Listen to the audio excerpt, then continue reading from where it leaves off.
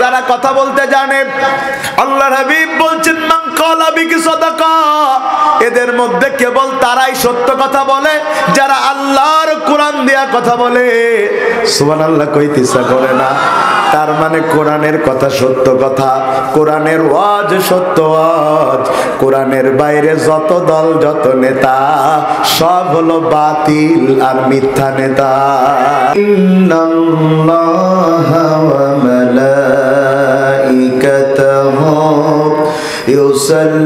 ইউসাল্লুনা আলান নবী ইয়া আইয়ুহাল্লাযীনা আমানু সাল্লু আলাইহি ওয়া সাল্লিমু তাসলিমা। আল্লাহুম্মা সাল্লি আলা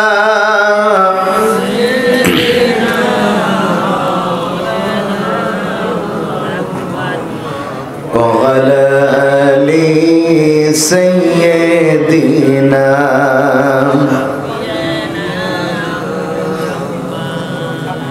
আমাকে শহীদ করে সেই মিছিলে শামিল করে নিও।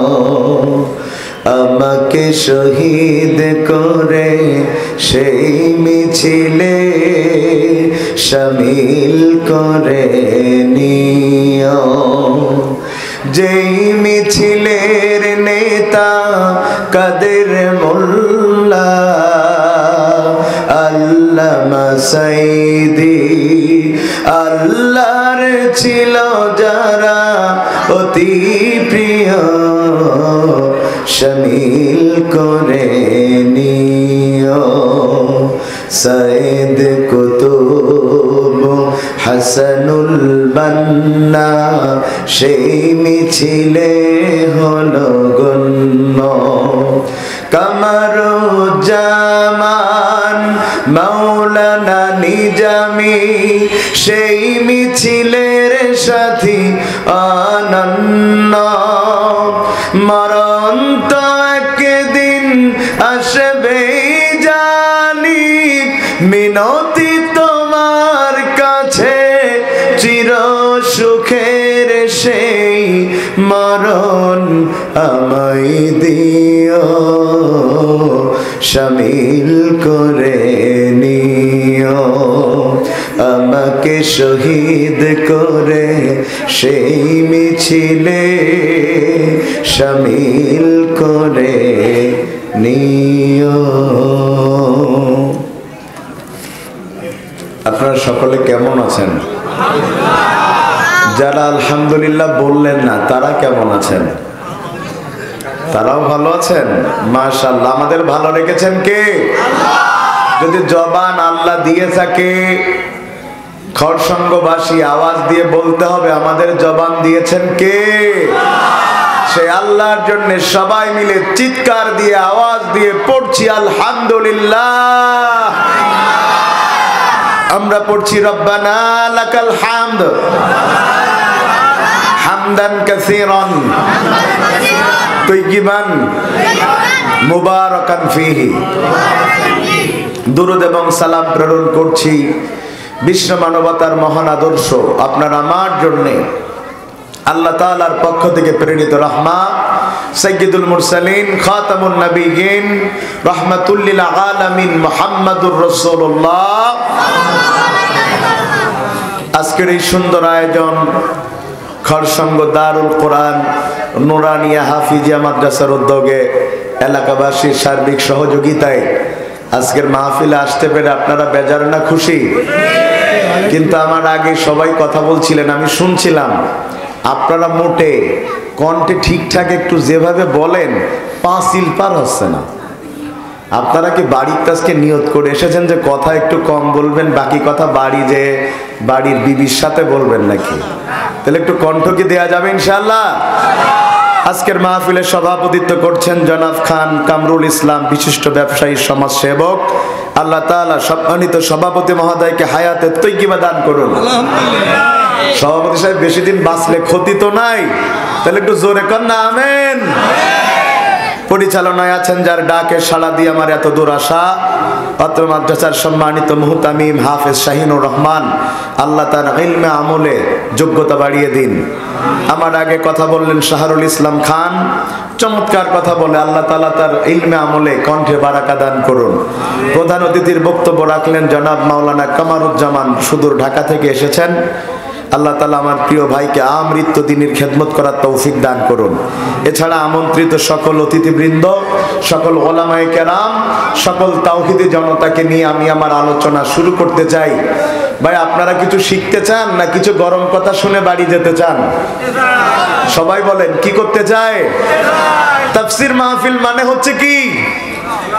বক্তা যে আয়াত পড়েছে আয়াত ভেঙে ভেঙে জাতিকে বুঝিয়ে দিবে, সেখান থেকে কিছু শিক্ষা নিয়ে জাতি বাড়ি যাবে, হেদায়েতের রাস্তা প্রশস্ত হবে। এখানে কোনো গাল গল্প, কোনো খাদা বাবা গাদা বাবার কাহিনী হবে না, ঠিক আছে কথা? এখানে যতটুকু কথা হবে কোরআন দিয়ে হবে, কারোর পক্ষেও যাবে না বিপক্ষেও যাবে না, কথা হবে কোরআন টু কোরআন। রাজি আছেন ইনশাআল্লাহ? আর আমার আল্লাহ নিজেই বলে দিয়েছেন, বক্তা যদি ওয়াজ করতে চাও কিভাবে ওয়াজ করবা?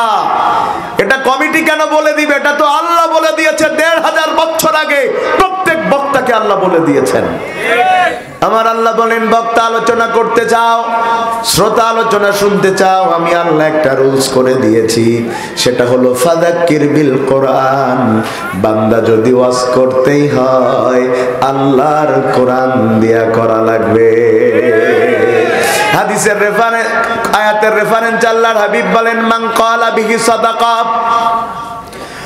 ও খুলনা চুকনগরবাসী, খড়সঙ্গবাসী, আপনারা বলেন তো দেখি, এই পৃথিবীতে সব মানুষ কি কথা বলতে জানে? জানে? এই যারা না বললেন না তারা কি কথা বলতে জানেন? তাহলে একটু জোরে বলেন, এই পৃথিবীতে সবাই কি কথা বলতে জানে? 800 কোটি মানুষ, সবাই কথা বলতে জানে না। কিছু মানুষ আছে কথা বলতে জানে তারপরেও বলে না। তো আমাদের এলাকায় যারা কথা বলতে জানে না এদেরকে বলে বোবা, আর যারা কথা বলতে জানার পরেও হক কথা বলে না, রাসূল এদেরকে বলে বোবা শয়তান। কথা বলছেন না কেন? যারা চাকরি চলে যাওয়ার ভয়ে, ইমামতি চলে যাওয়ার ভয়ে হক কথা বলে না, দাওয়াত কমে যাওয়ার ভয়ে কোরআন সুন্নাহর হক কথা বলে না, রাসূল বলেন ওরা খালি বোবা না, ওরা বোবা শয়তান। কি হবে আলেম হয়ে ইমাম সেজে মসজিদেতে, যদি পারো সত্য কথা উচ্চ স্বরে না বলিতে। চাকরির ভয় করো যদি ছেড়ে দাও ওই না গদি, চাকরির ভয় করো যদি ছেড়ে দাও ওই না গদি। কি হবে ধোকা দিয়ে আল্লাহকে, কি হবে বেঁচে থেকে অযথা বিদ্যা শিখে, যদি না গড়তে পারি শোষণবিহীন সমাজটাকে। ঠিক না বে ঠিক? তো যারা কথা বলতে জানে, আল্লাহর হাবিব বলছেন, মান ক্বালা বিহি সাদাকা, এদের মধ্যে কেবল তারাই সত্য কথা বলে যারা আল্লাহর কোরআন দিয়া কথা বলে। সুবহানাল্লাহ কইতে ইচ্ছা করে না? তার মানে কোরআনের কথা সত্য কথা, কোরআনের ওয়াজ সত্য ওয়াজ। কোরআনের বাইরে যত দল যত নেতা সব হলো বাতিল আর মিথ্যা নেতা। ঠিক না ঠিক? আর কথা বড় কঠিন জিনিস, এই কথা কাউকে মানুষের প্রিয় বানায়, এই কথা মানুষের শত্রু বানায়। কথা ক্ষমতার থেকে নামিয়ে দেয়, কথা ক্ষমতায় তুলে দেয়। আপনারা আমার কথা কি বুঝতে পারতেছেন ভাই? আমি তো একেবারে নতুন মানুষ না, আশেপাশে তো অনেক এসেছি। এই স্টেজের পিছনে যারা কথা বলছেন, দয়া করে হয় কথা বন্ধ করতে হবে না আমার ওয়াজ বন্ধ করতে হবে। শুরু থেকে আপনাদের কথা চলছেই, সামান্য আওয়াজ আসলে ওয়াজ হবে না, কারণ আমি যে কথাগুলো বোঝাবো খুবই ডিপ, মন দিয়ে বুঝতে হবে। পিছনে কোনো কথা হবে না।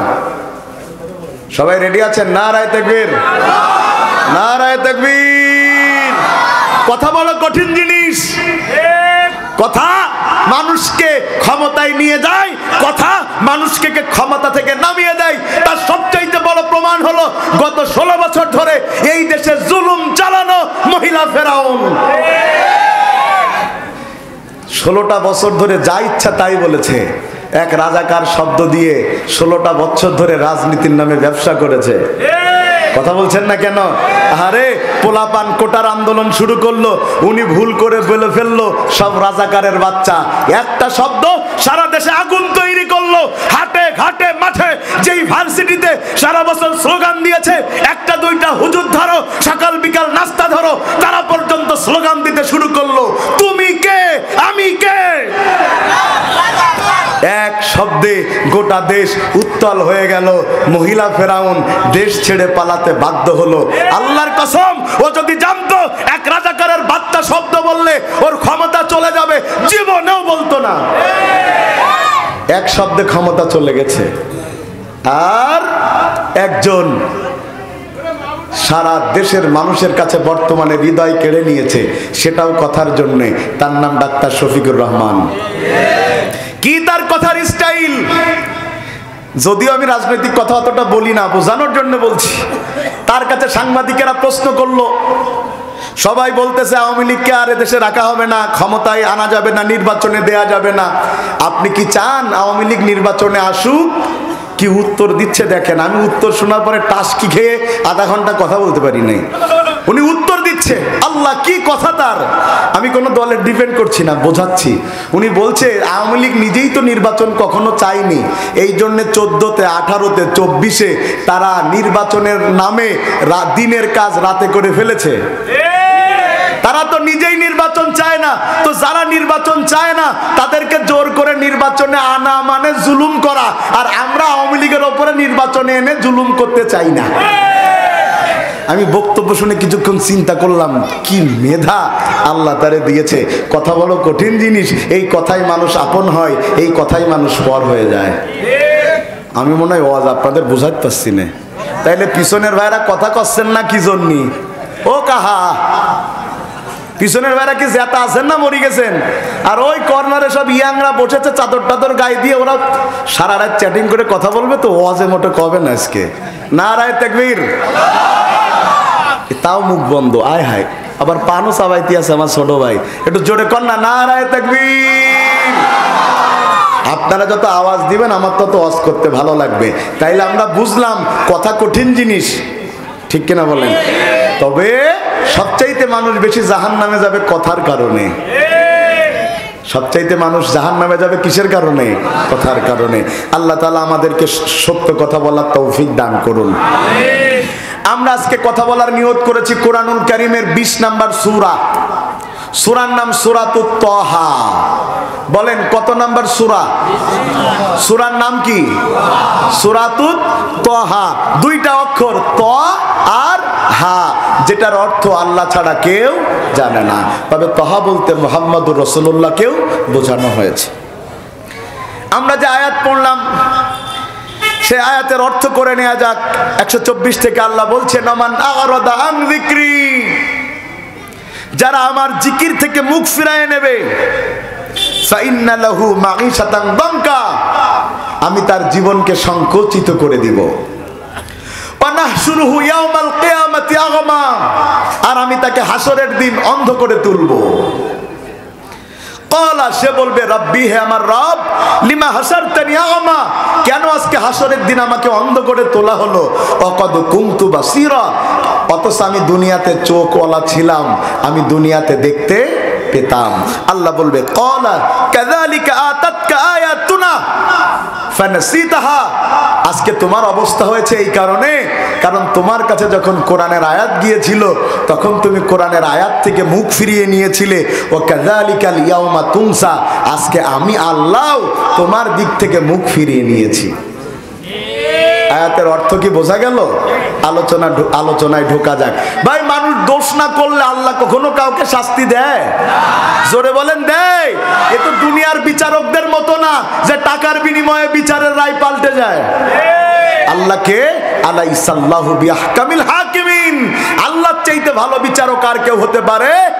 আল্লাহু খায়রুল হাকিমিন, আল্লাহ সর্বশ্রেষ্ঠ বিচারক। এ তো আর আমাদের দেশ না। ওই যে সাতক্ষীরায় একজনে ধরে নিয়ে গেছে থানায়, তা সে বলতেছে, স্যার আমার নামে কোনো মামলা নেই, আমি গত 3 দিন আগে কানাডার থেকে বাড়ি আসলাম, আমার থানায় ধরে আনলেন কেন বিনা মামলায়? বলছে, তোর মামলা কটা লাগবে? কথা কয় না, কথা মনে হয় বুঝতে পারছি না আমি আপনাদের। বলছে, কটা লাগবে? মারা গিয়েছে লোকটা 13 সালে। কত সালে? 23 সালে বোমা মারা মামলার আসামি। কথা কয় না, কয় সালে মরি গে? 23 সালের বোম মারা মামলার আসামি। ব্যাপারটা কি? তার মানে এই হুজুরদের এত পাওয়ার, কবরে যেও বোম মারতে পারে। কথা বলছেন না কেন? মিথ্যা মামলা সমাজে আছে? বিনা অপরাধে কি শাস্তি আছে? হ্যাঁ, গত 16 বছর ধরে বিনা অপরাধে হাজারো মানুষকে বিচারের নামে অবিচার করে, ক্রস ফায়ারে হত্যা করে, সকালবেলা পত্রিকায় দিয়েছে বন্দুক যুদ্ধে মারা গিয়েছে। এমন বিনা বিচারে ইসলামী আন্দোলনের কর্মীদের হত্যা করেছে যারা, এই যুগের আবু জেহেলের বাচ্চা তারা, এই যুগের ফেরাউন তারা। মিথ্যা মামলা। আহা, আপনি তো দেখেন 2 পায়ের মানুষ হেঁটে যায়, আমি তো দেখি 4 পায়ে জানোয়ার কুত্তা হেঁটে যায়। আল্লামা সাঈদী সাহেব তার ছেলের জানাজায় এসে আকাশের দিকে আঙ্গুল দুটো তুলে দিয়ে বললেন, আল্লাহ তোমার জাতের কসম, আল্লাহ তোমার ইজ্জতের কসম, 71-এর কোন কাদা মাটি আমার গায়ে লাগে নাই, লাগে নাই, লাগে নাই। এই কথা শোনার পরেও মিথ্যা মামলা দিয়ে আল্লামা সাঈদীকে 13 বছর জেল খাটিয়ে হসপিটালে নিয়ে বিচারের নামে হত্যা করেছে যারা, 4 পায়ে জানোয়ার, কুত্তার চাইতে খারাপ তারা, কুত্তার চাইতে খারাপ তারা। আপনি তো দেখেন মানুষ, আমি দেখি 4 পায়ে জানোয়ার, শুকরের চাইতে খারাপ। মিথ্যা মামলা আমাদের সমাজে আছে কি? ওয়াজ গরম হচ্ছে তো নাকি? শুরুতে গরম না করলে, আমার এলাকায় একটা কথা আছে, খোলা গরম না করলে রুটি হয় না। আপনাদের অঞ্চলে এ কথা আছে নাকি? গরম হয়েছেন তো? মিথ্যা মামলা আছে এখানে। মোটামুটি মামলা খিটে আছে কার কার? হাত তোলেন দিন দেখে আল্লাহর ওলিদের। ও বাবা, কটা আছে সভাপতি সাহেব? আমাদেরও আছে, তবে আমার ওয়াজ করা মামলা। ওয়াজ করেছি, ধরে নিয়ে রাষ্ট্রদ্রোহী মামলা দিয়ে দিস। ভাই কথা শুনতেছেন প্রিয় ভাইয়ার আমার?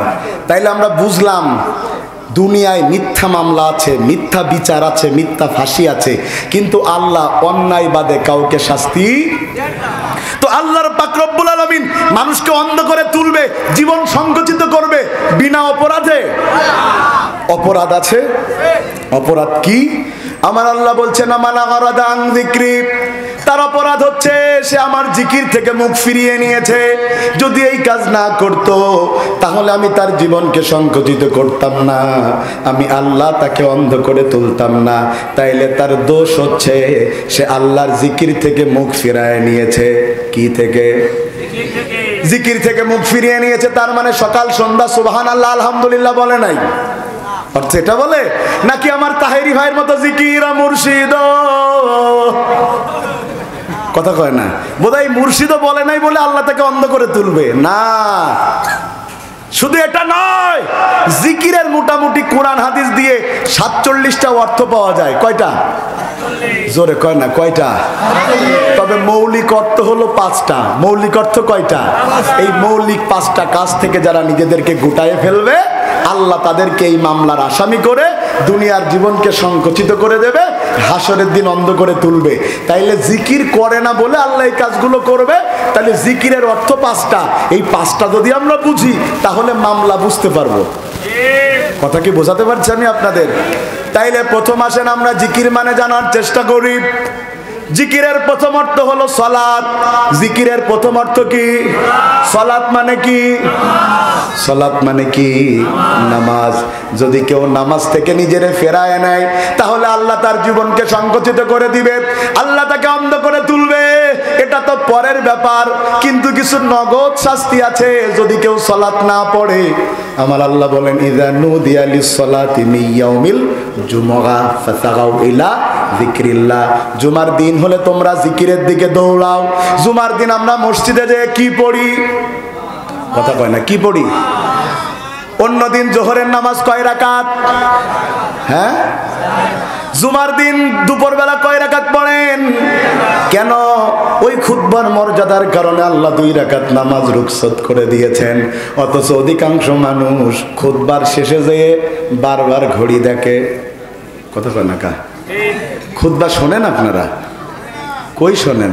হুজুর ওয়াজ করে, ঘামে বুক ভিজে যায়, আর মুসল্লি মসজিদে এসে ঘুমোই, নালে বুক ভিজে যায়। কি কন আপনারা? আর দুই একটা চাচা দেখবেন এসে আছে পাঁচটা বলছে, ও চাচা নামাজ পড়ো, উজু করে আসো, ঘুমাই যাও। এই কিরা বলেছে নাক ডাকালি কেউ ঘুমোই নাকি? ও মরে যাবে, তা নাক ডাকাচ্ছে, তখন উজু করবে না। ওই অবস্থায় আল্লাহু আকবার আছে, কথা কয় না? আছে, আছে। জিকিরের প্রথম অর্থ সালাত। আপনার তো নামাজ না পড়লে কিয়ামতের দিন অন্ধ করে তুলবে, এটা তো বাকি কথা। অথচ ইমামে আজম আবু হানিফা বলছেন, যদি কেউ সালাত না পড়ে, যদি ইসলামিক রাষ্ট্রে এটা প্রমাণিত হয়, তাকে ধরে 6 মাসের জেল দাও। কয় মাস? যদি এদেশে ইসলামিক রাষ্ট্র থাকতো, যদি কেউ ইচ্ছা করে সালাত না পড়তো, তাকে 6 মাসের জেল দেয়া হতো। কথা বলছেন না কেন? কয় মাসের জেল দেওয়া হতো? এরপরও যদি জেলে যেও নামাজ না পড়তো, তো নামাজ পড়বে না যতদিন জেলে থাকবে ততদিন। কথা কয় না কা? এই জন্যই তো বেনামাজিরা বলছে, যে ক্ষমতায় থাকে তাকে হুজুররা যেন না আসে। কথা কয় না কা? সেদিন এক হিন্দু ওই সিনেমার পরিচালিকা তাকে বলল যে, আপনি কি বর্তমান পরিস্থিতিতে ভয় করতেছে? বলছে, হ্যাঁ, যদি জামাত ইসলাম ক্ষমতায় আসে, শুনিস ওরা নাকি ছবি করতে দেবে না, সিনেমা বানাতে দেবে না। আমি তো মেলা টাকা ইনভেস্ট করে ফেলিস, এখন কি করব? এক কাজ করবানি, আমি ধার্মিক সিনেমা বানাবো। অধিকাংশ মানুষ ইসলাম ক্ষমতায় আসুক চায় না। কেন? কারণ তারা তাদের জীবন ইসলাম দিয়ে চালাতে চায় না, এই জন্য তারা ক্ষমতা চায় না। যদি ইসলাম ক্ষমতায় থাকে আর কোন বেনামাজি নামাজ না পড়ে, জেলে ঢুকিয়ে দাও 6 মাস। যদি তারপরেও জেলে যেও নামাজ না পড়ে, যতদিন নামাজ না পড়বে ততদিন জেলখানায় রেখে দাও। এটা তো গেল রাষ্ট্রের মামলা। 2 নম্বর যেটা কব, এটা করলি তো বিপদ। কব ইমামে আজম আবু হানিফা বলে, স্ত্রী নামাজ পড়ে, স্বামী পড়ে না, স্বামী পড়ে, স্ত্রী পড়ে না, তাদের বিবাহ তালাক হয়ে যাবে। কারণ কোন নামাজির কোন বেনামাজির সাথে সংসার চলতে পারে না। ও ভাই আমার, খুব মন দিয়া বুঝেন। এরপরে বিয়ের জন্য ইসলাম সর্বপ্রথম শর্ত দিয়েছে। আমরা তো বিয়ে করতে গেলে আগে সাদা চামড়া দেখি, কি বলেন? কথা কয় না কা? ইসলাম বলে সবার আগে খোঁজ নাও ছেলে নামাজ পড়ে কিনা। মেয়ে দেখতে গেলে খোঁজ নাও মেয়ে নামাজ পড়ে কিনা। যেই পরিবারে নামাজ নাই সেই পরিবারে বিয়ে দেয়া জায়েজ। এ ওয়াজ কি বুঝতেছেন আপনারা? তাহলে কি নামাজ পড়া লাগবে? নামাজ তো পড়া লাগবেই। নামাজ যদি আপনি না পড়েন, ওই মরে গেলে কি বলে জাহান্নামে যাবেন পরের কথা। দুনিয়াতে যদি ইসলাম থাকতো, এই বাংলাদেশে একটা মুসলিমও বেনামাজি হয়ে ঘোরার সাহস পেত না। জিকিরের 2 নাম্বার অর্থ হলো কোরআন। বলেন জিকিরের 2 নাম্বার অর্থ কি? সবাই বলেন জিকিরের 2 নাম্বার অর্থ কি? আমার আল্লাহ বলেন, ইন্না নাহনু নাযালনা যিকরা ওয়া ইন্না লাহু লাহাফিজুন। আমি আল্লাহ এই জিকিরকে নাজিল করেছি, এই জিকিরকে হেফাজত করার দায়িত্ব আমি আল্লাহর। তার মানে জিকির মানে কি? জোরে বলেন জিকির মানে কি? আজকে 2টা ছেলে পাগড়ি নিয়েছে, কিসের জন্য নিয়েছে? কোরআনের জন্যে। তারা এই জিকিরটাকে তাদের হৃদয়ের মধ্যে সংরক্ষণ করেছে। শোনেন, যারা কোরআন থেকে মুখ ফিরিয়ে নেবে, এর প্রথম নম্বর অর্থ হলো যারা কোরআন পড়তেই জানবে না। যারা কোরআন পড়তে জানে না, কিয়ামতের দিন এদেরকে অন্ধ করে তোলা হবে। আপনি বলবেন কেন? আমাদের সমাজে কিছু মানুষ আছে বিশাল বুদ্ধিমান। কেমন বুদ্ধিমান দেখবেন? বলে আমরা ভাই লেখাপড়া জানি না, হুজুররা যা বলে তাই করি। এরকম কিছু লোক আছে না? কথা বলেন, আছে না? যে হুজুররা যা বলে তাই করি। কেন? তা আমি তো ভাই কোরআন হাদিস পড়তে জানি না। অনেক অতিথি মাহফিলে আসে, এসে কি বলে জানেন? বলে যে আমরা তো ভাই কোরআন হাদিস জানি না, জানে তো হুজুররা। তা আপনি জানেন না কেন?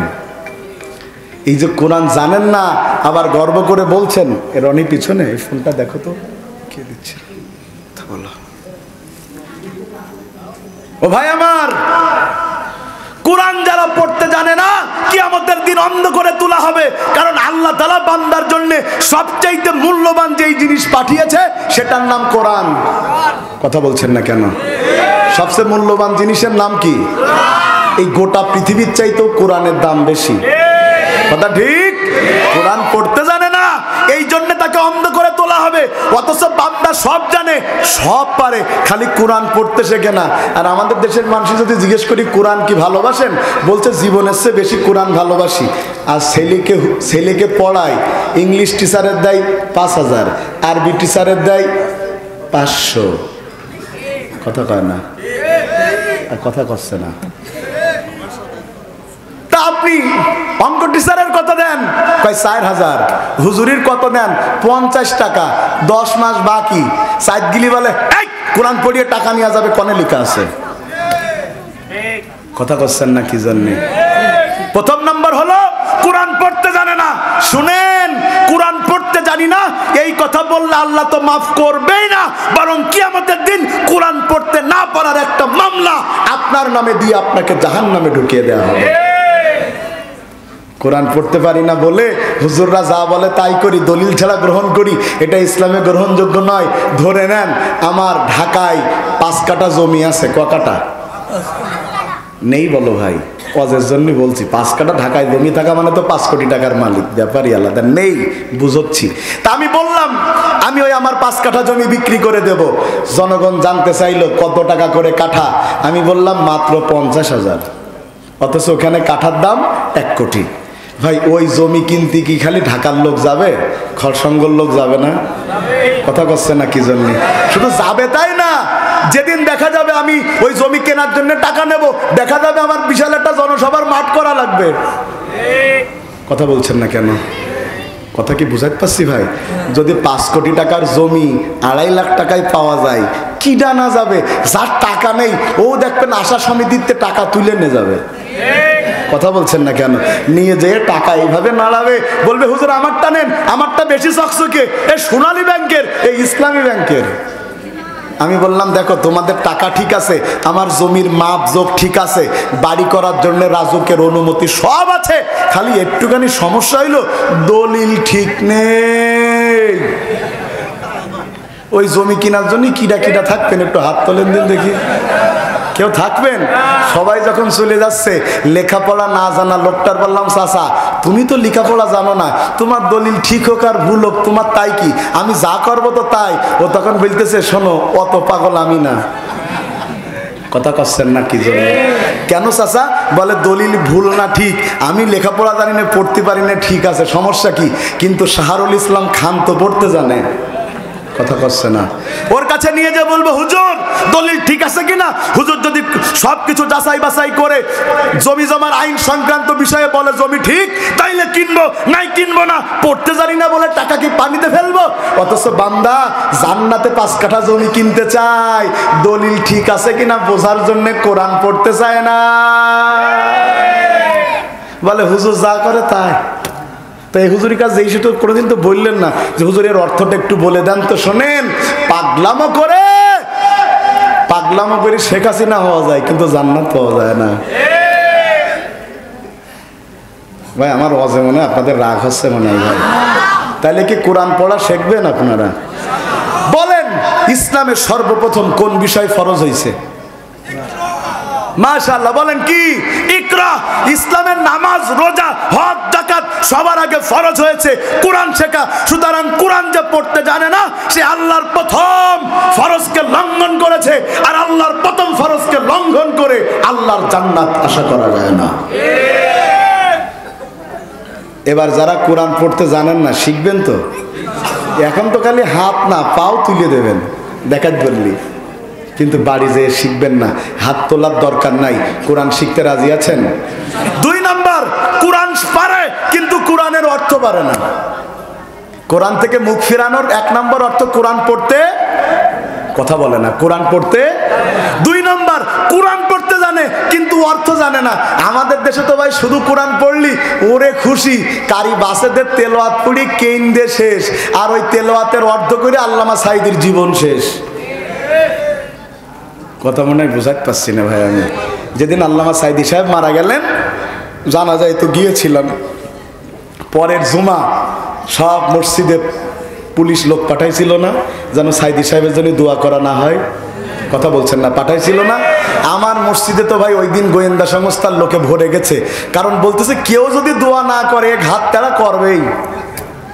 মসজিদে ঘিরে বলছে, হুজুর যদি কোনো রকম আপনি দোয়া করেন, বাইরে পিক আপ দাঁড়ানো, কোনো লাইন নেই। আমি বললাম সমস্যা নেই, আমি বাংলায় করবার না।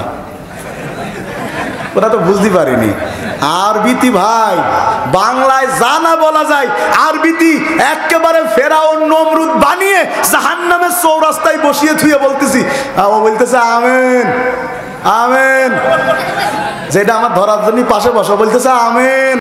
আল্লাহ যে বলেছে হালিয়াস্তাবিল্লাযিনা ইয়ালামুনা ওয়াল্লাযিনা লা, যারা জানে আর যারা জানে না তারা সমান হতে পারে না।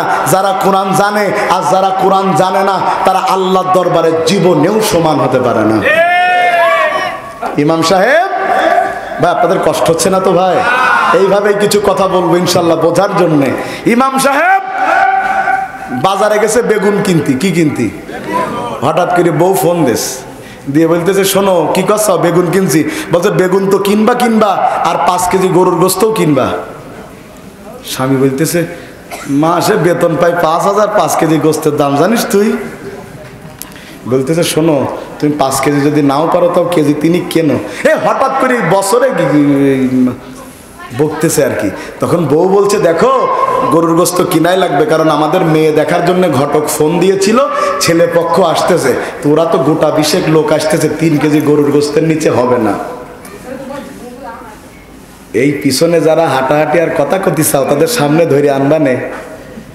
নারায়ে তাকবীর। কথা শুনতেছেন ভাই আপনারা? ইমাম সাহেব চলে গেছে, এখন তো গোস্ত কিনা লাগবে না নাকি? চলে গিয়েছে কষাইয়ের দোকানে, দেখছে কষাই সিনা, বল্টু মিয়া সিনা, তার মসজিদের এলাকার কষাই। বলছে, ভাই আমার কি 3 কেজি গোস্ত দেওয়া যায়? কষাই বলছে, হুজুর জীবনে তো আপনার উষ্ট খেয়েও আমার দোকানে পড়তে দেখিনি, আজকে বলছে আমার বাড়ি মেয়ে পক্ষ ছেলে পক্ষ এসছে, গোস্ত লাগবেই। হুজুর কজন আসবে? তা বলতেছে হচ্ছে 20 জন মতো, আর বাড়ি তো কিছু লোক আছে। বলছে, হুজুর 3 কেজি গোশে হয়? আপনি আমার ইমাম, যান আপনার 500 গ্রাম বাড়াই দিলাম। কটুক বাড়াই দে, তাহলে হবে কটুক 3.5 কেজি। ও তো মহা খুশি যে আমার মুসল্লি এত ভালো, তা তো জানা ছিল না। বাড়ি এসে বোর বলতেছে, বউ 3 কেজি কিনতে গেলাম, 500 ফ্রি দিয়েছে, একদম নিখাত আল্লাহর ওলি। ওর বউ তো বুদ্ধিমান, বলতেছে তো হিসেবে মেলছে না, তোমার 450 টাকার গোস্ত ফ্রি দিয়ে দিলে, মেপে দেখো দিন। মেপে দেখছে টোটালে 2.5 কেজি। কটুক কিনেলো কয় কেজি? 3 কেজি। বাড়াই দিয়েছে কতটুকু? 500 গ্রাম। হওয়ার কথা 3.5 কেজি, হয়েছে কত? ইমাম তো খেপে গেছে, ওর একদিন আমার একদিন। বউ বলছে, গ্যাঞ্জাম পরে করো, আগে আত্মীয় বিদায় করে নেই। ও বলতে, দাঁড়াও কাল সকালে যেয়ে ওজনে কম দিলে কি কি গুনাহ হয়, কি কি শাস্তি হয়, ওর সামনে আয়াত আর হাদিস শুনানি শুরু করব। পরের দিন সকালে কষাইয়ের দোকানের সামনে যেয়ে কণ্ঠ ছেড়ে দিয়ে তেলাওয়াত শুরু করেছে, আকিমুল ওয়াজনা বিল কিসতি ওয়া লা তুকসিরুল মিজান। তেলাওয়াত শুনে লোকজন বলল, ব্যাপারটা কি হুজুর, হঠাৎ করে এত সুললিত কণ্ঠে তেলাওয়াত করে কেন? লোকেরা চারপাশে হাজির হয়ে গেছে, হুজুরের পাশে তেলাওয়াত শুনতে শুরু করেছে। বল্টু মহা খুশি, কারণ অন্যদিন তার গোস্ত বিক্রি করতে বেলা 2টা বাজে, আজকে 10টার মধ্যে বিক্রি করা সারা, কারণ হুজুর তেলাওয়াত করেছে বলে সব লোক ওর দোকানে। এত খুশি হয়েছে বল্টু, 500 টাকা পকেট থেকে বের করে দিয়ে বলছে, হুজুর কালকে আবার আসবেন। হুজুর বলতেছে, ব্যাপারটা কি? আমি আসলাম, ওর ওজনে কম দিলি কি কি শাস্তি আল্লাহ দেবে, ও আমার উল্টো টাকা দিচ্ছে কিছু না বলে। ও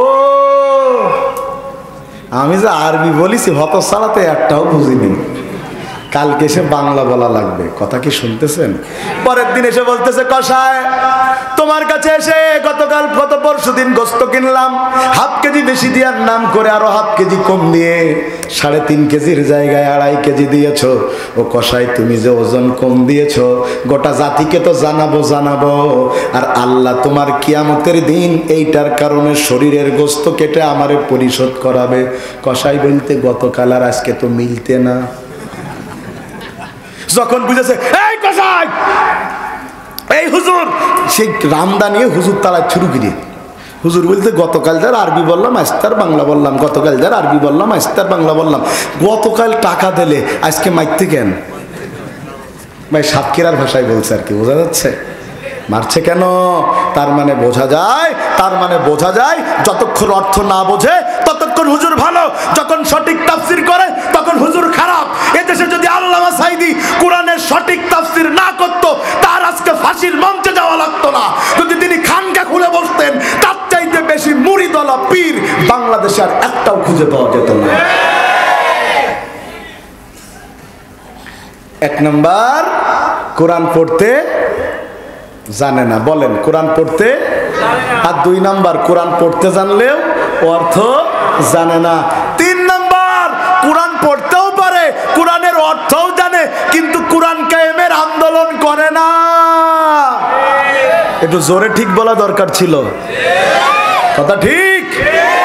এদেশে হাজারো মাদ্রাসা, এদেশে হাজারো মসজিদ, লক্ষ লক্ষ ইমাম, লক্ষ লক্ষ মুয়াজ্জিন, লক্ষ লক্ষ মাদ্রাসার টিচার, লক্ষ লক্ষ মাদ্রাসার শিক্ষার্থী, ছাত্র ছাত্রী বৃন্দ রয়েছে।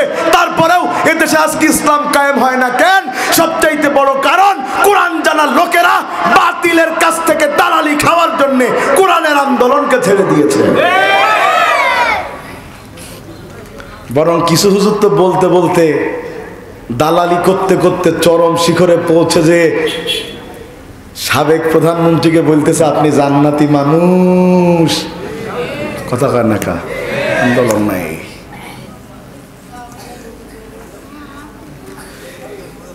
ভালো করে বুঝেন ভাই, নামাজ যেমন ফরজ, রোজা যেমন ফরজ, কোরআন কায়েমের আন্দোলন করাও ফরজ। বান্দা এটা বুঝতে চায় না। নামাজটা যত গুরুত্ব দিয়ে পড়ে, কোরআন কায়েমের আন্দোলন তত গুরুত্ব দিয়ে, কথা বলছেন না, তত গুরুত্ব দিয়ে করে না।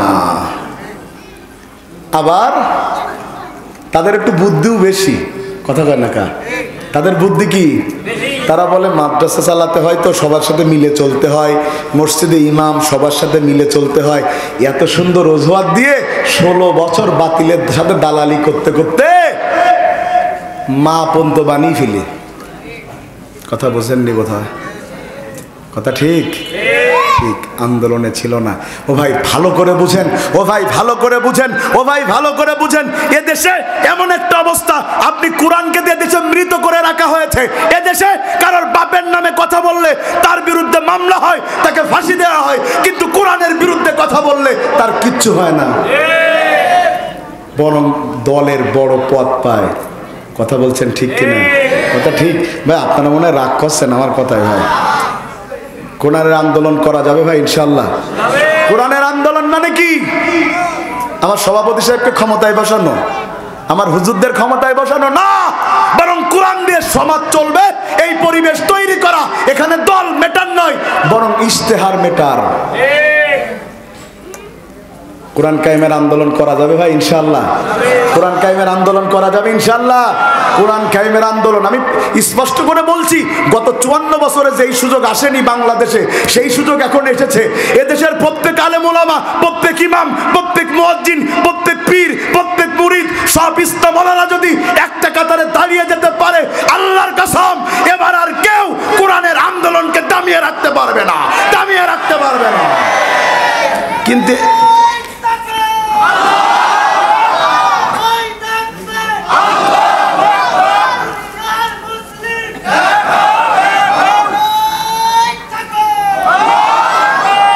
প্রিয় ভাইয়েরা, কোরআন আছে যেখানে আমরা আছি সেখানে।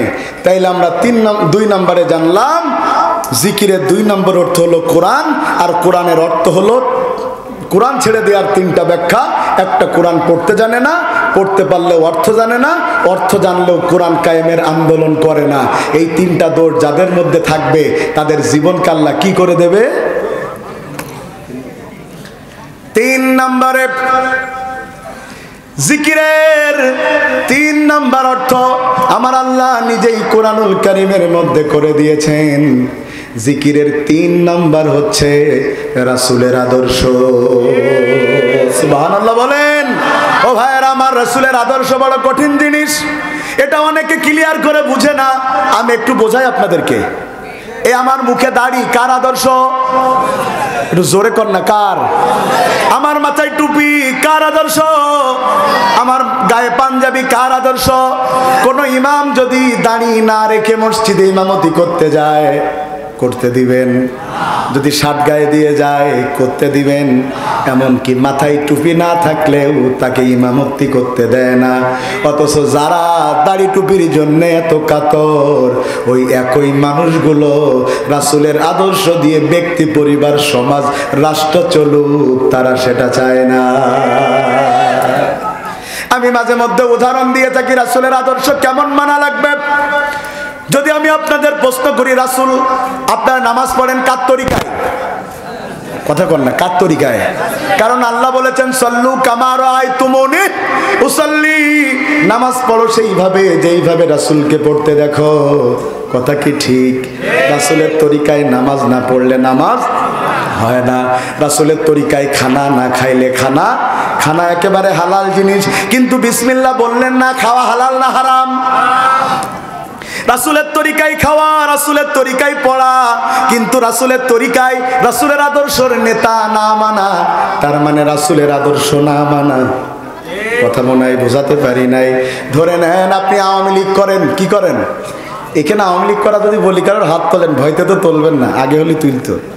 আজকে তোলার মতন লোক তো নেই মনে হয়। আগে হলি খালি তুলতো আর বলতো না আমি জয় বাংলার লোক। কথা কানা কা শুনতেছেন কথা আপনারা? এখন কি আর কেউ দাম বাড়িয়ে বলতে যায় না? কারণ পরিবেশ, এখন তো তিনজন মিলে দেখলাম স্লোগান দিচ্ছে এরাম কুড়ি কুড়ি, মানে এত আসতে মন কান্নায় কি বলে কিরামান কাতিবিন পর্যন্ত শুনতে পেতে না। কথা কয় না কা? আর আগে কিছুতে কিছু হলেই হুজুরের কলার ধরে বলেছে আমি কোন পর্যায়ের নেতা জানিস? ঠিক কিনা বলেন? মন দিয়ে শোনেন, একজন মানুষ আওয়ামী লীগ করে, তার নেত্রীরা বড় ভালোবাসে, আওয়ামী লীগের জন্য জীবন, এই বিপদ আপদেও এখনো বলছে সুযোগ যদি পাই তোদের দেখে নেবো। এমন লোক আছে না, বিশাল আওয়ামী লীগ করে। এই লোকটা যদি আওয়ামী লীগের জনসভার মঞ্চে উঠে বলে দেখো আমি আওয়ামী লীগ করি, আওয়ামী লীগে ভোট দিই, আমি হাসিনাকে বলো ভালোবাসি, ইত্যাদি ইত্যাদি, কিন্তু আমি শেখ মুজিবুর রহমানকে আদর্শ মানি না, ওরে কি আওয়ামী লীগই রাখবে না মাথায় লাথি মেরে নামাই দেবে? কথা কয় না কা? মাথায় লাথি মেরে বলবে তুমি কিসের আওয়ামী লীগ করো? ভোট দিতে পারো ঠিক আছে, হাসিনার প্রধানমন্ত্রী মানো ঠিক আছে, কিন্তু তুমি যতক্ষণ পর্যন্ত এই দলের আদর্শ মুজিবুর রহমানকে আদর্শ মানবা না, ততক্ষণ তুমি আওয়ামী লীগের প্রকৃত কর্মী না। কথা ঠিক? বিএনপি করা একজন লোক বলল আমি বিএনপিরে বড় ভালোবাসি, এই 16 বছর ধরে এত কষ্ট সহ্য করেছি, তাও বিএনপি ছেড়ে যায় নাই, লক্ষ লক্ষ টাকা আমার নষ্ট হয়েছে বিএনপি করতে যেয়ে, চাঁদা দিতে যেয়ে। এই লোকটা বিএনপির জনসভায় উঠে বলল দেখো আমি বিএনপি করতে পারি, বিএনপিতে ভোট দিতে পারি, কিন্তু আমি শহীদ প্রেসিডেন্ট জিয়াউর রহমানকে আদর্শ মানি না। এটা শোনার পরে বিএনপির নেতাকর্মীরা ওরে মাথায় লাথি মেরে মঞ্চ থেকে ফেলে দেবে, দিয়ে বলবে তুমি কিসের বিএনপি করো যে জিয়াউর রহমানকে আদর্শ মানে না? এমনকি ইরশাদ চাচা জাতীয় পার্টি যারা করে, ইরশাদ চাচা চেনেন তো, সকালে কি বলতো বিকেলে মনে থাকতো না, বিকেলে কি বলতো সকালে মনে থাকতো না। কথা কয় না? কথা ঠিক? এই দেশে 16 বছর ধরে জালেম টিকে থাকার জন্য সবচাইতে জাতীয় বেঈমানের ভূমিকা পালন করেছে এই জাতীয় পার্টি। এই দল যারা করে এরশাদকে আদর্শ না মানলে এই দল করা যায় না। আর আপনি বললেন আমি নামাজ পড়ি, রোজা রাখি, হজ করি, যাকাত দেই, সবকিছু রাসূলের পন্থায়, কিন্তু আমার রাজনীতি, আমার দল, আমার দুনিয়া, এটা হলো আমার সিস্টেমে। আল্লাহর কসম আপনি প্রকৃত মুসলমানের বাচ্চা নন।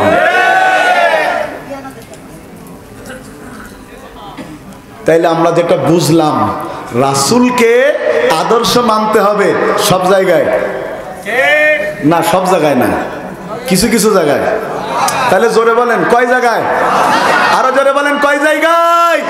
রাসূলকে আদর্শ মানতে হবে সব জায়গায়, ইসলাম মানতে হবে পরিপূর্ণ, কোরআন মানতে হবে পরিপূর্ণ, 100 মানা লাগবে। 133 মানলে ওই ইমানের কোনো দাম নাই। আমি আপনার বাড়ি গেলাম মেহমান হয়ে, ভাই আমার কথাগুলো কিন্তু একটু বেশি ভারী হয়ে যাচ্ছে নাকি আজকে? আমি আপনার বাড়ি মেহমান হয়ে গেলাম, আপনি বলছেন ইনামুল ভাই আমার কাছের মানুষ, বক্তা মানুষ আমার বাড়ি আসলো, তাকে আমি 100 প্রকারের আইটেম দিয়ে নাস্তা করাবো। কত প্রকার? কত প্রকার? ও অনেক কষ্ট করে 99টা ম্যানেজ করেছে আর একটা কম পড়িছে, ও চিন্তা করছে আমার নিয়ত খাওয়াবো 100 প্রকার। এই ছেলেরা কত প্রকার খাওয়াবে আমাকে? কিন্তু নাস্তা ম্যানেজ হয়েছে কয় প্রকার? হঠাৎ দেখে তার 2 বছরের ছেলেটা বড় পাগল, ছেলেটার জন্য খুব ভালোবাসে, ওই ছেলেটা পায়খানা করেছে। ও চিন্তা করলো আমার ছেলেটা তো আমার কাছে কম দামি না, ওর পায়খানারও তো একটা দাম আছে। কথা কয় না? ওখান থেকে 100 টাকা পায়খানা নিয়ে 100 নম্বর জায়গায় বসিয়ে দিয়েছে। দিয়ে নাস্তার আইটেম হয়েছে কটা? কথা কয় না, কটা? আমি আসার পরে বলছে, হুজুর আহলান সাহালান মারহাবান, আসেন, আমার বাড়িতে এসেছেন, ধন্যবাদ, এই নেন আপনার জন্য নাস্তা রেডি করেছেন, খান। আমি খালি তাকাইতে আছি কিন্তু খাইতেছি না। উনি বলতেছে, ভাই নাস্তা পছন্দ হয়নি? আমি বললাম, তা তো হইয়ে। ওইটা কি? বলতে, ও আমার আদরের ছেলের পায়খানা। আমি নাস্তা নিচ্ছি না। আমি বললাম, যেই প্লেটে পায়খানা থাকে ওই নাস্তা তো খাওয়া যায় না। ও বললো, একটা নাস্তা খারাপ, বাকি 99টা তো ভালো। আমি বললাম, শোনো, একটা যেখানে থাকে বাকি 99টা একটার কারণে মানুষের কাছে এত অপছন্দনীয় হয়ে যায়, মেরে ফেললেও পায়খানার প্লেটের নাস্তা জান্নাতে আনলেও কেউ খাবে না। কথা ঠিক? মন দিয়ে বুঝেন। আপনি আল্লাহর কাছে আমলের প্লেট রেডি করলেন 100 রকম, নামাজ, রোজা, হজ, যাকাত, তাসবিহ, তাহলিল, সাদাকা, হিজাব যা আছে সব আপনি এক জায়গায় করলেন। আপনার আমল 99টা সব আল্লাহ রাসূলের পন্থায়, কিন্তু একটা জায়গায়, একটা কর্নারে মানুষের তৈরি করা আইন যা মানুষের পায়খানার চাইতে নিকৃষ্ট। আপনি সেটাকে একটা কর্নারে দিয়ে আল্লাহর কাছে আমলটাকে জমা দিলেন। আল্লাহ বলছে, পায়খানা থাকলে একজন মানুষ যেমন ওই 99টা নাস্তা গ্রহণ করে না, আমি আল্লাহ তোর আমল যদি আকাশ সমান হয়, কিন্তু তোর দল, তোর মত, তোর নেতা যদি রাসূলের পদ্ধতিতে না হয়, তোর সব আমল বাদ, সব আমল বাদ, সব আমল বাদ।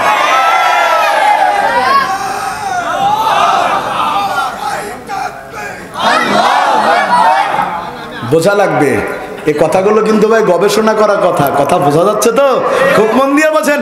এরে, এটা রবীন্দ্রনাথ নয়, এটা কার্ল মার্কস নয়, এটা লেনিন নয়, এটা হচ্ছে আপনার আমার নবী মুহাম্মদুর রাসূলুল্লাহ, যার পায়ের তলা থেকে মাথার চুল পর্যন্ত প্রতিটা জায়গা বান্দার জন্য আদর্শ। বান্দা চুল কাটবে কেমনে এটা রাসূল বলে দেয়নি, দিয়েছে? তা আপনি আব্দুর রহমান, আপনার ছেলে মুস্তাফিজুর রহমান, ও যে চুল কাটে নেইমার কাটিং এ,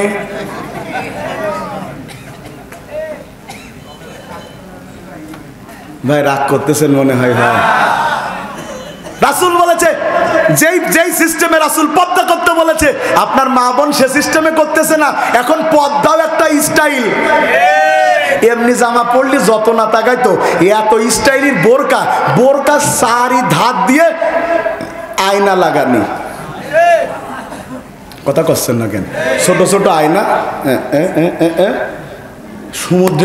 সমুদ্র বলতেছি, দুধ তৈরি চাই, সূর্যের আলো ওই আয়নায় লেগে সে রিক্সাওয়ালার চোখে ঝলক মিথ্যে। কথা কর না কা? ওরা আপনি মুসলমান, আপনার টাকায় কিনছে আপনার মেয়ে, আপনার বউ। কথা কয় না কা? এখন তো পর্দার নামেও বেপর্দা চলছে। আরে পার্কে গেলে শুধু খোলা মুখের মেয়ে আর খোলা মুখের ছেলে পাওয়া যায় না, বোরখাওয়ালিরাও আজকাল প্রেম করে। আবার ফেসবুকে ঢুকলে দেখবেন, ফেসবুকে এখন আইডির নাম হুজুর পাত্র চাই, হুজুরানি চাই চলছে। পেজের নাম দিয়েছে দিনী বোন, দিনী ভাইদেরকে তারা সময় দেয়। নাই এদেশে না, সারা পৃথিবীতে মানুষ ইসলাম থেকে সরে যাওয়ার সবচেয়ে বড় কারণ এই মিডিয়া আমাদের ঈমান ধ্বংস করছে। ইসলামী আন্দোলন করা ছেলেটাও সারা রাত ফোনে চ্যাটিং করছে, হুঁশ নাই, সময়ের যে দাম দেয়া দরকার সেটা তার মনে নাই। ভাই তাইলে রাসূলের আদর্শ মানা লাগবে। যিকরুর রাসূলা লাকাদ কানা লাকুম ফি রাসূলিল্লাহি উসওয়াতুন হাসানাহ। তাইলে জিকিরের 3 নম্বর অর্থ হলো রাসূলের, কথা বলে না, রাসূলের, জোরে বলেন, রাসূলের আদর্শ। জিকিরের 4 নম্বর অর্থ হচ্ছে কোরআন নিয়ে গবেষণা করা, কোরআন থেকে উপদেশ গ্রহণ করা। একটা সূরার মধ্যে আল্লাহ একই আয়াত 4 বার দিয়েছেন। আমার আল্লাহ বলেন, ওয়ালাকাদ ইয়াসসারনাল কুরআনা লিযিকরি ফাহাল মিন মুদ্দাকির। আল্লাহু আকবার। ভাই কোরআন নিয়ে গবেষণা করার মানে কি? কোরআন নিয়ে গবেষণা করার মানে কি? এরে বাচ্চা টাচ্চা আমার তো শেষ করে ফেলতেছে আজকে। চারি রাস্তাঘাটে কথা। আমার একটা খুব বাজে অভ্যাস, কথা কানে আসলে মোটে ওয়াজবার হয় না। নারায়ে তাকবীর, নারায়ে তাকবীর। গবেষণা, ও ভাই আমার, এটা একটা মাদ্রাসা না ভাই? কথা বলে না, মাদ্রাসা না? আজকে দুটো বাচ্চা হেফজ নিয়ে, হেফজের আমি পাগড়ি পরিয়ে দিলাম, ওরা মনে হয় 24 ঘন্টা শুয়ে থাকতো আর কোরআন অটো মুখস্থ হয়ে যেত। কি করা লাগতো? কষ্ট করা লাগতো না? ওই 4টের সময় ঘুম বাদ দিয়ে ওই ছোট বাচ্চাদের ওটা লাগতো না? উঠে রাত 10টা পর্যন্ত পড়াশোনা করা লাগতো না? তারপর একটা পর্যায়ে কোরআন তাদের বুকে ঢুকেছে না? আচ্ছা, কোরআন মুখস্থ করার কথা কি বলবো? এ দেশে তো মুফতি কাজী ইব্রাহিম সাহেব 36 দিনে পুরো কোরআন মুখস্থ করেছে। কত দিনে? 49 দিনে। সেদিন একটা বাচ্চা কোরআন হিফজ করেছে। কত দিনে? ভাই, এ সমাজে কোরআন মুখস্থ করার দিনক্ষণ পাওয়া যায় 49 দিন, 36 দিন, 1 মাস, 1 বছর, 3 বছর, 5 বছর, কিন্তু এরকম লোক খুব কম পাওয়া যায় যে কোরআনের A to Z 30 পারার তাফসীর শেষ করেছি।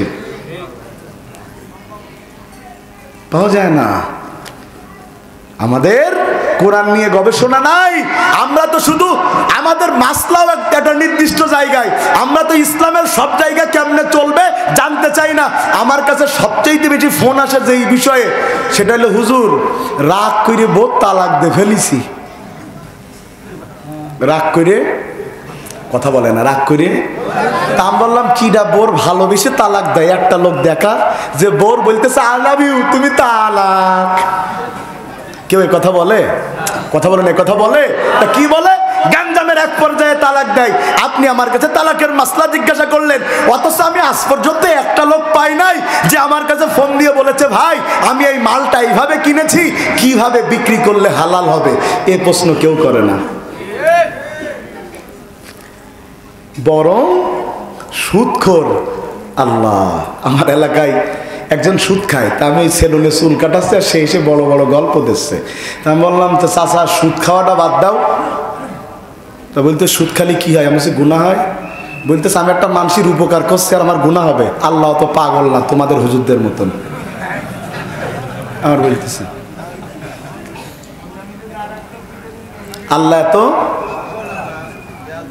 সে মানুষের বলছে আমি একজনের উপকার করে 30,000 টাকা দিলাম, সে যদি 3 মাস পরে আমার ভালোবেসে আর 10,000 টাকা দেয়, ওর উপকার হইলো আমার উপকার, দুটোই তো উপকার, গুনাহ কি করে হইলো বুঝলাম না। কোরআন নিয়ে গবেষণা, কথা বলছেন না, কোরআন নিয়ে গবেষণা নাই। আজকে পৃথিবীতে যুদ্ধ বিমান তৈরি হয়েছে। কিভাবে হয়েছে? কোরআন গবেষণা করে সূরা ফিলের তাফসীর থেকে যুদ্ধ বিমান তৈরি হয়েছে, কিন্তু অধিকাংশ হুজুর পর্যন্ত সূরা ফিলের তাফসীর জানে না। কেমনে তৈরি হলো যুদ্ধ বিমান? আব্রাহা গিয়েছে কাবাতে, আব্রাহা গিয়েছে মক্কায়, কিন্তু আব্রাহা ইয়ামেনের একজন বাদশা, খুব মন দিয়া বোঝেন, কিন্তু মক্কায় যাওয়ার পরে তারে কেউ বেল দেয় না, তারে কেউ খোঁজ খবর নেয় না। ওর বড় ইগোতে লেগেছে, আমি এত বড় একটা দেশের বাচ্চা, কেউ মানে সালাম দেয় না, কেউ মানে বসতে বলে না, আমারে কোনো প্রোটোকল দেয় না। এমন হয় না ভাই? ও ভাই, আমি আজকে আপনাদের এই মাহফিলের প্রধান বক্তা ইনামুল হাসান বিন্নুর, আপনারা আমাকে আদব যত্ন করে নিয়েছেন, নাস্তা করিয়েছেন, মাহফিলে বসিয়েছেন। আমি এখানে আপনাদের মধ্যে এখন সবচেয়ে নাম করা, সেই হিসাবে এনেছেন না, বোঝানোর জন্য বলছি।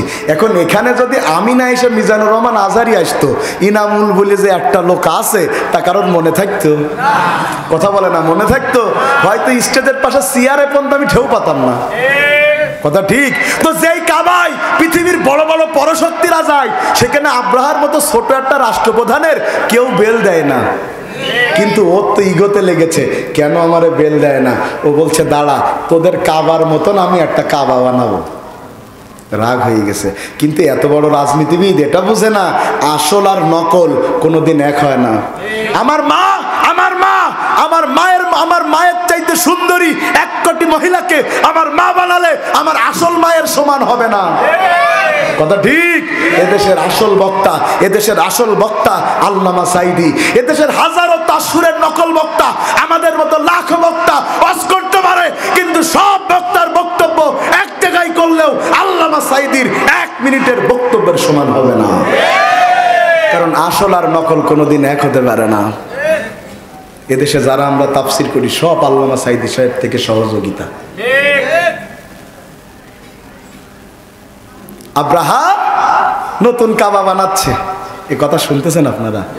নতুন কাবা আমাদের সমাজে আছে, দেখবেন কোন মসজিদে যদি কারোর বেল না দেয়, টাকাওয়ালা পাশের পাড়ায় দিয়ে আর একটা মসজিদ করে। কথা কয় না? সভাপতি করেনি, ওরে রাগ, আমার সভাপতি করলো না, কর আর একটা মসজিদ। গ্রাম 4 ভাগ করে ফেলেছে। আছে নিজের স্বার্থে মসজিদ ভাগ করা হারাম।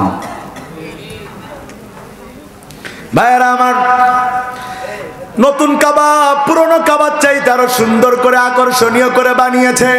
বানানো যখন শেষ হয়েছে, সবাইকে এবার দাওয়াত দিয়ে কমপ্লিট করেছে। আগামীকাল উদ্বোধন, এই ঘোষণা দিয়ে চলে গেছে আব্রাহা তার লোকজন নিয়ে।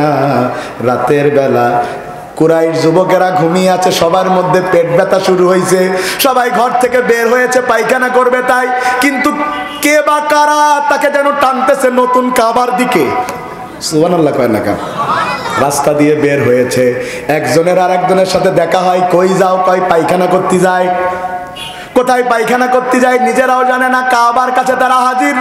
কাবার কাছে হাজির হয়ে সব যখন এক জায়গায় হয়েছে, তখন বলতেছে দুনিয়ার সব কাজ একসাথে করা যায়, কিন্তু যদি আপন স্বামী স্ত্রীও হয়, পায়খানা তো দুজন একসাথে করা যায়? ভাই যায়। আমি 16 সালে জেলে গেলাম, আমাকে ওই সাতক্ষীরায় আমি ওয়াজ করতে যে রসুলপুর থেকে গ্রেপ্তার হলাম, ওখানে জেলে ঢুকলাম। তা আমাকে কয়েদি ওয়ার্ডে রেখেছে, যাতে যারা কয়েদি, কেউ সুন্দরবনের সেই বন মামলার আসামি, কারোর এখানতে ভাই সেই বাঘে খেয়ে ফেলে। মানে কত ভয়ঙ্কর বুঝতে পারতেছেন, যে বাঘের সাথে লড়াই করে টিকে থাকা লোকেরা ওই মামলার আসামি। আমারলাম ভাই দিয়েন না, আমার মেরি বসবেন তো। বলতেছে হুজুর জেলের বাইরের থেকে জেলের মধ্যে আরো শান্তি আছে, ওরা আপনার যা যত্ন করবে আপনি ভাবতেও পারবেন, একটু যান না নামাজ পড়ায়েন। তা গিয়েছি, ওরা তো আমার সে রাত্রিরে আমি শুয়ে থাকি পা টিপে। আমি বলছি ভাই আমি পা টিপা হুজুর না। বলতে হুজুর তাও টিপি। এরকম অবস্থা, গোসল করব, পানি এনে রেডি, খাবার ওরা এনে দিবে, এত যত্ন।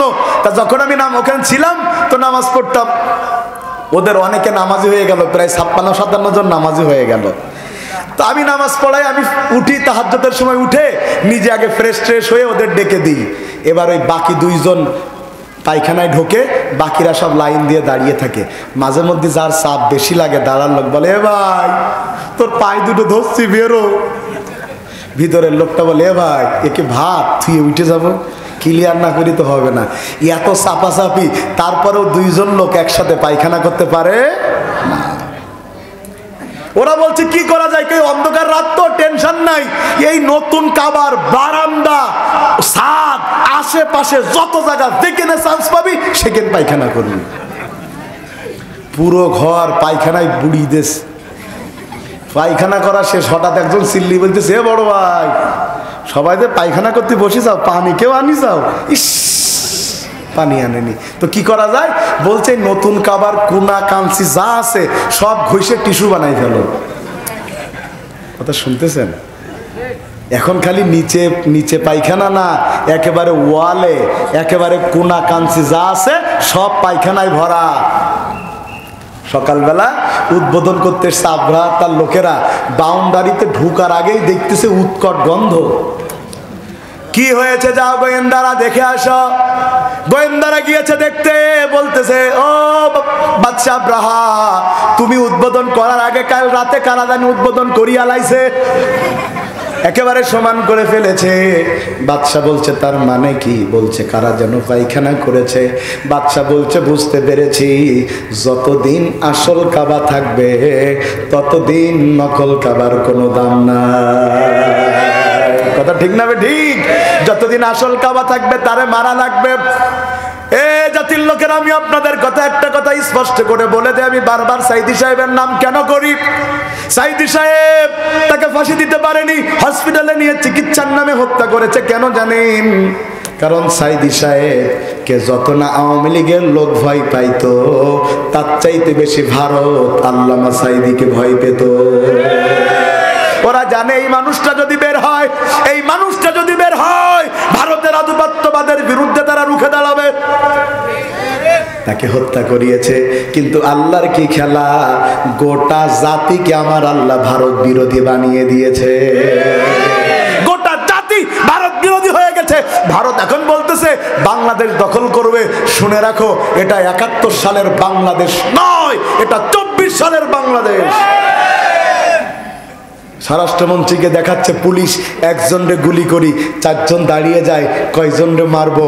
শোনেন, ৫ই আগস্টের আগে একজনকে মেরেছেন, ৪ জন দাঁড়ায় রওনা দিয়েছে, চলে গিয়েছে কাবার কাছাকাছি। পাশ দিয়ে একটা ছাগলের পাল, ভেড়ার পাল যাচ্ছে, ধরে নিয়ে আয়, বারবিকিউ বানিয়ে খাবো। শুনতেছেন কথা আপনারা? কাবা ভাঙবে, কিন্তু দেখেন এই কথাটা মন দিয়ে বুঝেন। আমরা বলি রাসূলের সময়ের সেই যুগ হচ্ছে আয়ামে জাহিলিয়াতের যুগ, ঠিক কিনা বলেন? কার যুগ? আয়ামে জাহিলিয়াতের যুগ।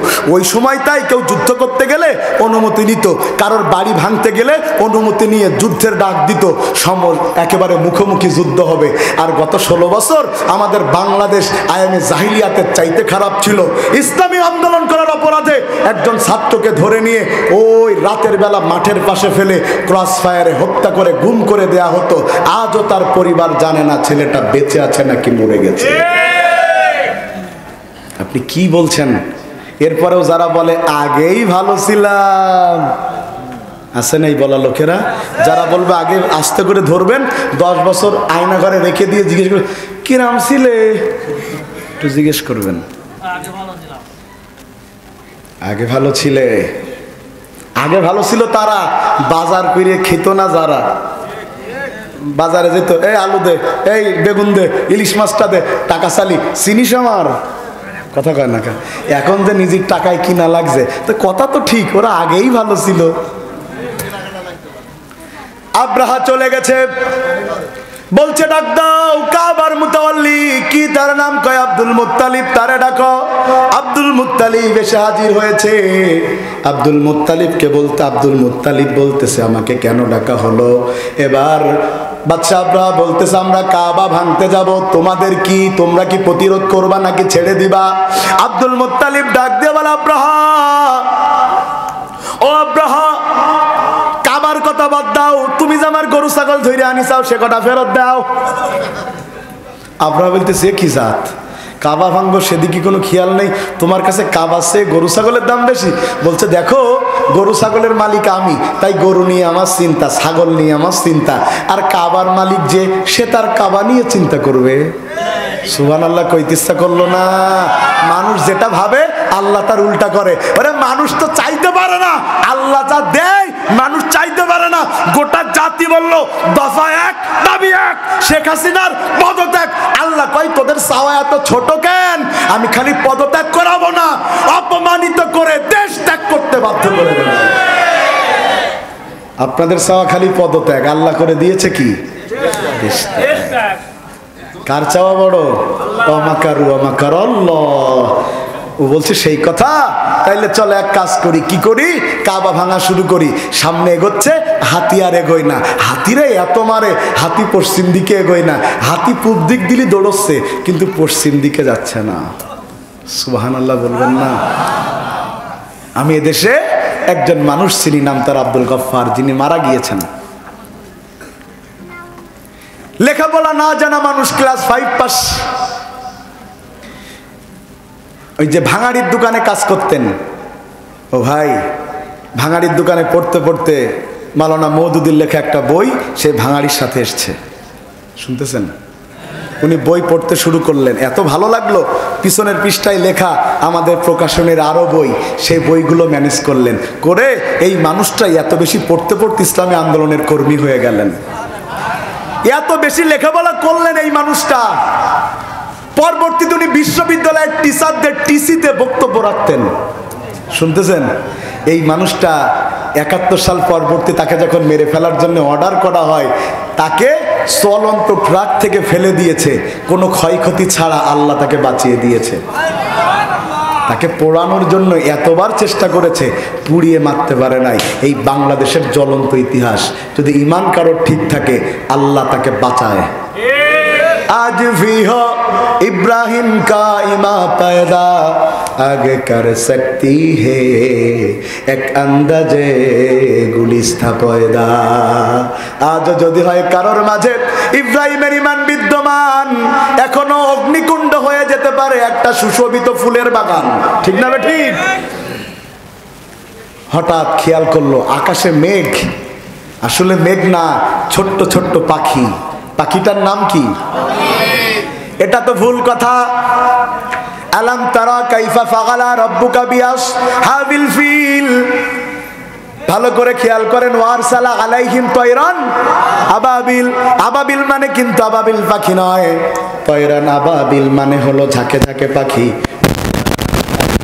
আবাবিল মানে হলো ঝাঁকে ঝাঁকে। আল্লাহ পাখি পাঠালেন ঝাঁকে ঝাঁকে। এই ঘটনা ঘটেছে রাসূলের জন্মের 50 দিন আগে। রাসূলের জন্মের কথা কয় না, রাসূলের জন্মের 50 দিন আগে এই ঘটনা ঘটেছে। তাইলে রাসূলকে এই জিনিস নিজের চোখে দেখেছে?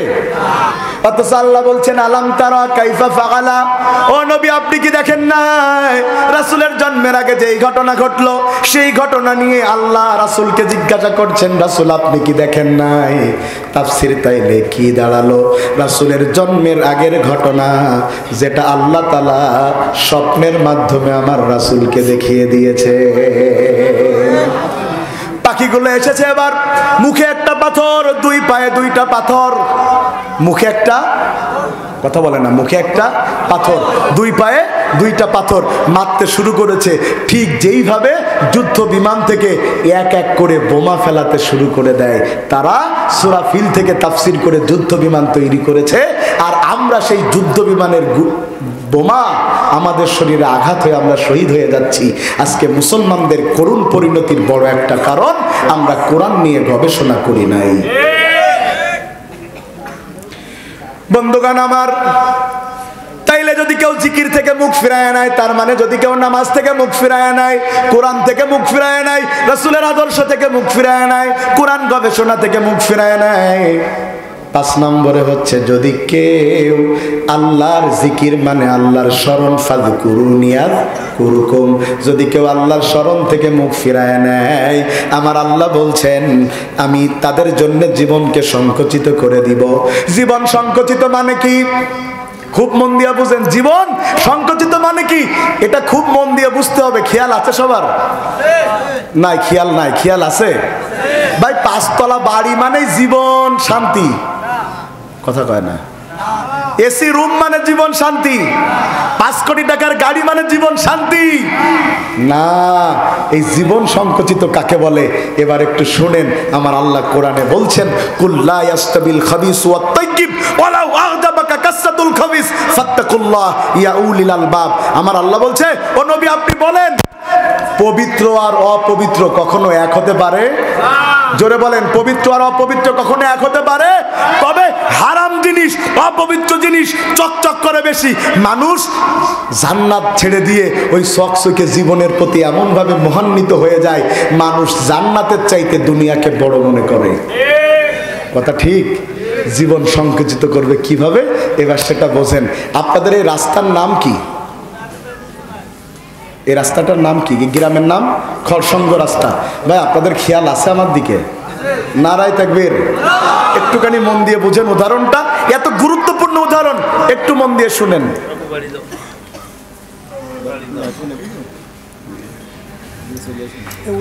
আপনাদের খরসঙ্গ রাস্তা দিয়ে একজন সাইকেল চালিয়ে যাচ্ছে। কি চালিয়ে বলেন? কথা কয় না। কি চালিয়ে? যিনি চালাচ্ছেন তার নাম আব্দুল কুদ্দুস। কি নাম ভাই? এই নামে কেউ নেই তো? আবার কি আছেন ভাই? ও ভাই জানো, রাগটা করেন না, আমি একটা উদাহরণ দিতে যাচ্ছি, রাগটা করেন না। দেব? আব্দুল কুদ্দুস সাইকেল চালিয়ে যাচ্ছে। আব্দুল কুদ্দুস বড় সৎ মানুষ, জীবনে কোনোদিন 1 টাকা হারাম খায় নাই। শুনতেছেন? কিন্তু তিনি যে সাইকেল চালিয়ে যাচ্ছে, এ সাইকেল যে সে সাইকেল না, যখন চালায় খটাং খটাং করে আওয়াজ হয়, পুরো খরসঙ্গবাদী বুঝতে পারে এ সাইকেল আর কেউ না, ওই কুদ্দুসই চালাচ্ছে। কথা শুনতেছেন? কেন? এই সাইকেল আব্দুল কুদ্দুস সাহেব চালাচ্ছে, তার বাপ চালাইছে, তার বাপও চালাইছে। পোলাপা নিয়ার কি মারে আর বলে, ও কুদ্দুস চাচা, নূহ নবীর আমলে সাইকেল আর কদিন চালাবা? শুনতেছেন? একদিন ওই সাইকেল চোরে চুরি করে নিয়ে গেছে, পরের দিন চোর আবার ফেরত দিয়ে গেছে, দিয়ে চিঠি লিখে গেছে, ভাই আপনি তালা মারা বাদে আপনার সাইকেল রাখবেন না, আমি যে দোকানে নিয়ে যাই বেচতি তারাই বলে এ কুদ্দুস চা সাইকেল না। তার মানে সাইকেলের বয়স কত বুঝতে পারতেছেন? যে এলাকার সবাই চেনে, এই সাইকেল যদি বিক্রি করে এর দাম সর্বোচ্চ 300 টাকা, তাও চালানির জন্য কিনবে না, ভাঙড়িতে দেওয়ার জন্য কিনবে। সর্বোচ্চ দাম কত? চালাচ্ছে কে? আব্দুল কুদ্দুস, বড় ভালো ছাত্র ছিল, রোল নাম্বার 1। কত? এই রাস্তা দিয়ে আর একজন গাড়ি চালিয়ে যাচ্ছে পাজেরো বুলেট প্রুফ, দাম 3 কোটি। কত? যে চালাচ্ছে সেই মালিক, নাম তার বল্টু। কি কথা কয় না? কি আনফরচুনেটলি বলেন আর ফরচুনেটলি বলেন, এই বল্টু আর আব্দুল কুদ্দুস দুইজন একই ক্লাসে পড়তো। আব্দুল কুদ্দুসের রোল 1, বল্টুর রোল 59। এক রোল ক টাকা দামের গাড়ি চালাচ্ছে? কথা কয় না। আর 59 রোল, কথা কয় না। এবার